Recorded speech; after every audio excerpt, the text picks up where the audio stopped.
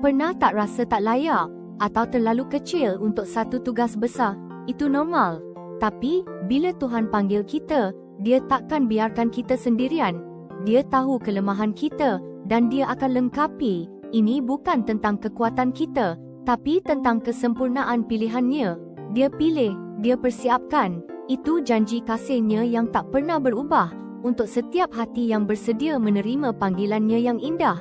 Fikirkan Saul, seorang biasa, tapi Tuhan pilih dia jadi raja.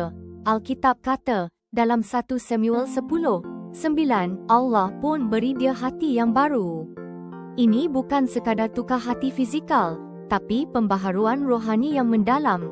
Hati yang baru itu semangat baru, pemikiran yang diubah, dan kekuatan yang tak pernah kita bayangkan. Ia mempersiapkan kita untuk tugas yang Tuhan sudah sediakan. Bukti kasih dan kepercayaan Tuhan pada kita. Hati yang baru ini bermakna, kita boleh hadapi hidup dengan keyakinan, bukan pada diri sendiri, tapi pada Tuhan. Hati yang penuh kasih, sabar, dan pengertian. Kita dapat layani orang lain dengan kasih sayang sejati, mencerminkan cinta Tuhan yang abadi. Walau apa pun jalan yang Tuhan panggil, dengan hati yang baru ini, kita tahu kita akan berjaya, asalkan kita berserah pada Dia.